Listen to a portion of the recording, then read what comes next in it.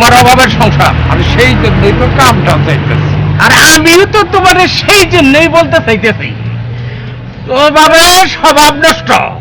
আমি সুর, দুচুর, শ্রেষ্ঠর এইগুলা রেখে কি বিপদে পড়ুম নাকি? হ্যাঁ,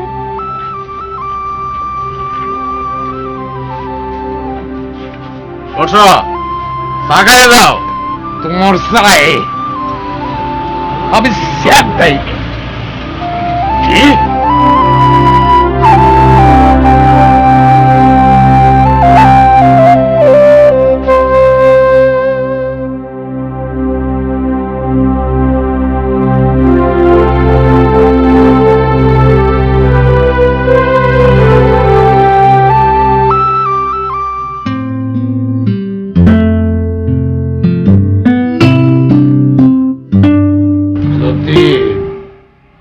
আরে বসি, তুমি কি ব্যাপার? আমাদের একটা চাকরি দাও। কথাটা কানেই তুললা না? সব কথা কানে তুললে অসুবিধা আছে। কিসের অসুবিধা? দেখো বসি, আমি ব্যবসায়ী, দাম শত্রু খুইলা বসি না। আমি কি তোমার কাছে কিছু চাইছি? চাইলে না? এই যে একটু আগে আমার কাছে চাকরি চাইলে। দিবা কিনা সেটা বল। সম্ভব না। কেন? কথায় আছে বাণিজ্য বসতে লক্ষ্মী। তোমার মতো লক্ষ্মী ঢুকাইয়া আমার ব্যবসার ক্ষতি করতে পারো না। আমি অলোক। কোন সন্দেহ আছে? এই কয়দিন আগে চুরি করতে গিয়া ধরা খাইয়া জেল খাইটাইলা। তোমার গত শুনলে এখনো জেলখানার গন্ধ পাওয়া যাবে। মানুষ চিরদিন একরকম থাক না যতীন। ঠিকই কইছো, মানুষ চিরদিন একরকম থাকে না, কিন্তু চোরের স্বভাব সহজে বদলায় না।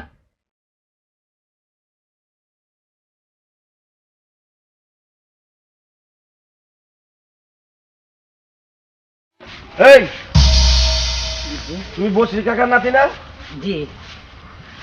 তো আমাদের দেখে চিবা চাবাদে চুরের মধ্যে যাইতেছে, সালামও দিলে না, ঘটনা কি? না, ঘটনা হয়েছে কি, নানাকে খুঁজে পাচ্ছিলাম না, তো নানাকে খুঁজতে পেরেছি, এই কারণে আমার আপনার দিকে খেয়াল ছিল না। ও নানারে খুঁজতেছ, পাইতেছ না? পাইবা কইতে? হ্যাঁ, তো কবে আইছো গ্রামে? এই তো 10-15 দিন হইল। যাইবা কবে? যাব, ওই সামনে পরীক্ষা, নানা টাকা দিলে চলে যাব। নানা কিছু টাকা দিলে চলে যাবা? নানা টাকা দিব কইতে? আরে তোমার নানা তো চুরির দায়ে জেল খাইতেছে 6 মাস। কি বলতে চান আপনি? তোমার নানা স্যামের বাড়িতে প্যান্ট শার্ট আর সিলোর কামিজ চুরি করতে যায় ধরা খাইছে, বুঝছো? আমার কথা বিশ্বাস হয় না? না হলে আমরাই তো থানায় দিয়ে আসছি। ব্যাস, আরেকটা বাজে কথা বলবেন না। আমার নানাকে সহসরল পেয়ে আপনারা যা ইচ্ছে তাই বলে যাবেন। আমি আমার নানার আদর্শে বড় হয়েছি। প্লিজ আরেকটা বাজে কথা বলবেন না আপনারা আমার নানা সম্পর্কে। আল্লাহ রে আল্লাহ, চুরের মার বলো গোরা। বলা বলির কিছু নাই যতীন।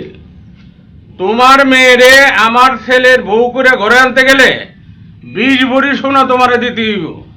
দাদা, স্বর্ণের দোকান আমি দিছি ঠিকই, এই স্বর্ণ দিয়া মানুষের আমি গহনা গইরে দিই, এইটাও ঠিক, কিন্তু আমার কাছে কোনো স্বর্ণ নাই। আমি বড় জোর এই 2 ভরি দিতে পারো। সেটা তো আমার জানার বিষয় না। ডাক্তার ছেলেরে মেয়ের জামাই করবা, মাংনা মাংনা। শোনো, কাশীনাথপুরের হিরেন বাবু 30 ভরি স্বর্ণ দিতে চাইছিল, আমি রাজি হই নাই। আর শুনলাম আমার নন্দন নাকি তোমার মাইয়ারে ভালোবাসে, সেই জন্যই তো 20 ভরি চাইলাম, বেশি চাই নাই তো। দাদা, 20 ভরি স্বর্ণ তো আপনার কাছে 20টা বাতাসা, আমার কাছে তো 20 মণি বস্তা। দাদা একটু একটু দয়া করুন, দাদা একটু দয়া করুন, ভগবান তো আপনাকে কম দেয় না। ও তাই নাকি? কাল সকালে কি তোমার কোনো কাম কাজ আছে? কাজ? হ্যাঁ, আছে, তবে আপনি যদি কোন তাইলে কোনো কাম নাই। কাল সকাল 10টার মধ্যে তুমি আমার এখানে আইসা পড়ো। তোমারে নিয়ে আমি রেজিস্ট্রি অফিসে যাব। Registry office? রেজিস্ট্রি অফিসে কেন? ওই যে কইলা ভগবান আমারে অনেক কিছু দিয়ে দিছে, আবার বেবাক সহায় সম্পত্তি, আগামী কালই আমি তোমারে রেজিস্ট্রি করে দিয়ে দেব। কি বলেন দাদা? বুঝা নাই? ফকিন্নির বাচ্চা, মায়া বিয়া দিবা, সোনা দিতে পারবা না, এটা তো দিতে পারে না। যা, আমার চোখের সামনেতে যা, বাইরে যা। চা নাস্তা খাওয়ানো এটা আমার ভুল হয়ে গেছে।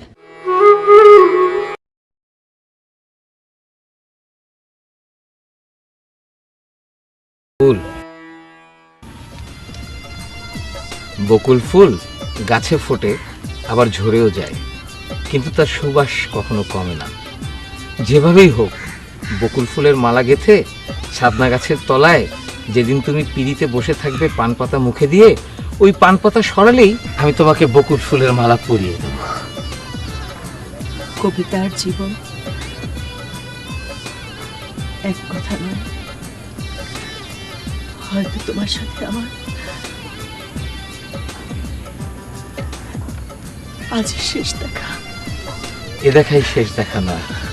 আমি প্রমাণ করে দেব ভালোবাসার কাছে অর্থ, প্রতিপত্তি, প্রাচুর্যের কোনো মূল্য নেই। আবেগ দিয়ে অনেক কথা বলা যায়, কিন্তু বাস্তবে যার কোনো মূল্য নেই। মূল্যহীনকে মূল্য দিয়ে মাপতে যেও না বকুল, ভুল করবে। আমি তোমাকে অনেক ভালোবাসি, আমার ভালোবাসাই প্রমাণ করে দেবে নন্দন কোনোদিন শুকোয় না।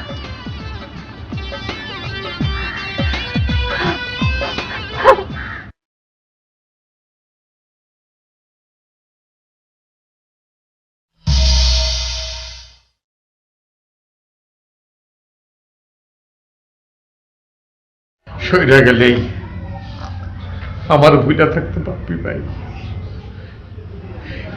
স্বীকার করি আমি অন্যায় করছি, কিন্তু যা কিছু করছি সব তোর জন্য করছি। তোর মায় তোর জন্ম দিয়া মরে গেল,